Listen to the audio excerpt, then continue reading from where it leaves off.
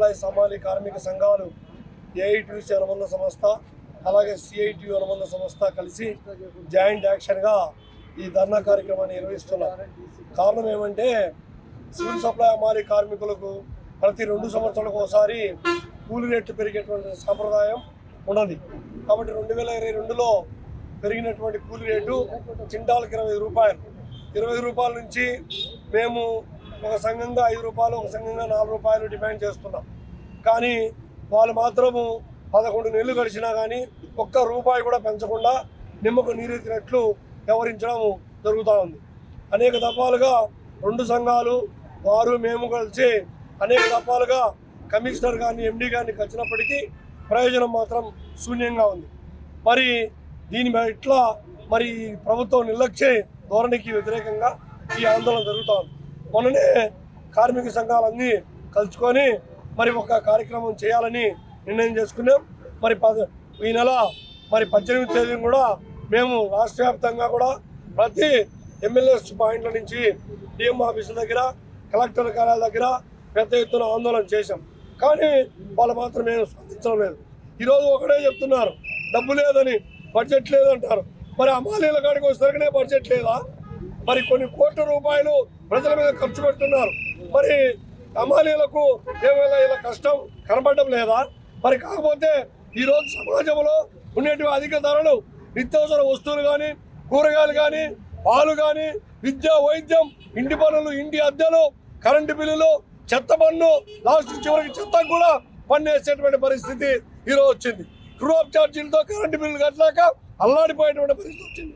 మరి ఈరోజు వీళ్ళు ఇచ్చేటువంటి కింటాలకు ఇచ్చేటువంటిది మరి గిట్టుబాటు కావడంలే. ఒక కింటా లోడ్ చేసి, అన్లోడ్ చేసి, కాటా వేసి, నెట్టు కట్టి, మళ్ళీ నెట్లో నుంచి కాటా వేసి లోడ్ చేస్తే ఇచ్చేది 25 రూపాయలు. కాబట్టి ఇది ఎటువంటి పరిస్థితుల్లో జరగదు. మరి మాకు గిట్టుబాటు కావలేదు. అదేవిధంగా దసరా బోనస్ కూడా 2 అగ్రిమెంట్ల నుంచి పెరగలే, 6,000 ఉంది. దాన్ని కూడా పెంచాలని, తర్వాత మాకు ఇచ్చినటువంటి అన్ని రకాల బట్టలు, కుట్టుకూలి, స్టిచ్చింగ్ ఛార్జీ, తర్వాత బట్టి ఖర్చులకు, ఈరోజు దహన క్రియలకు ఒక మనిషి చనిపోతే 50,000 ఖర్చు అవుతుంది. మరి వీళ్ళు ఇచ్చేది 20,000 ఇస్తున్నారు. కాబట్టి అది కూడా పెంచాలని మేము ప్రధానంగా డిమాండ్ చేస్తున్నాం. ఈరోజు రాష్ట్ర ప్రభుత్వం ఆలోచన చేయాలి. రాష్ట్ర పౌర సరఫరాల శాఖ మంత్రి నాదెళ్ల మనోహర్ గారు మాన్యులు ఆలోచన చేయాలి. ఈరోజు కమిషనర్ ఎండీ కూడా ఆలోచన చేయాలి.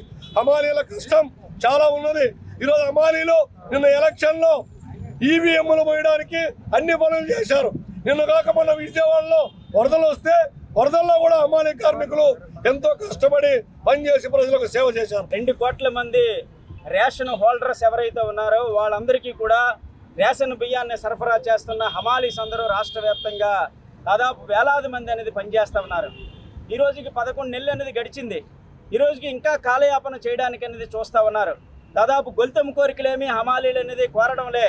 గత ప్రభుత్వం అనేది బాధలు పడ్డాది. గత ప్రభుత్వంలో కూటమి ప్రభుత్వం వచ్చినా సరే వీళ్ళ తాలూకు సమస్యలన్నీ పరిష్కారం అవుతాయనేసి వాళ్ళందరూ కూడా, మన హమాలీస్ అందరూ కూడా విశ్వసించారు. అయినప్పటికీ ఈ ప్రభుత్వం కూడా నిమ్మకు నీరెత్తినట్లు అనేది వ్యవహారం అనేది చేస్తూ ఉంది. వాళ్ళు అడిగిన 3 రూపాయలు 4 రూపాయలు కూడా పెంచలేని దుస్థితిలో ఈరోజు అనేది ఉన్నారు. ఈరోజు హమాలీస్ అందరికీ పిఎఫ్ అనేది కడతా ఉన్నారు. రెండో పక్క అనేది వాళ్ళ సమస్యలు అనేది పరిష్కారం అవ్వట్లే. పిఎఫ్ ద్వారా చాలా సమస్యలు అనేది ఉన్నాయి.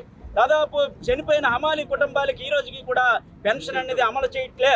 దానివల్ల చాలా ఇబ్బందులు అనేది ఎదుర్కొంటూ ఉన్నారు. రిటైర్మెంట్ అయిపోయిన కార్మికులకు కూడా పిఎఫ్ సొమ్ము, వాళ్ళు దాచుకున్న సొమ్ము అనేది ఈ రోజుకి కూడా ఇవ్వడానికి అనేది వెనకం చేసే పరిస్థితి అనేది ఉంది. అందువల్ల ఇమ్మీడియట్లుగా వెంటనే వీళ్ళందరికీ కూడా ఉన్న సమస్యలు ఏవైతే ఉన్నాయో అన్నీ కూడా పరిష్కరించాలనేసి మేము ఏఐటీసీగా డిమాండ్ చేస్తూ ఉన్నాం. సివిల్ సప్లైస్ హమాలీలు 5,000 మంది మన రాష్ట్రంలో పనిచేస్తూ ఉన్నారు.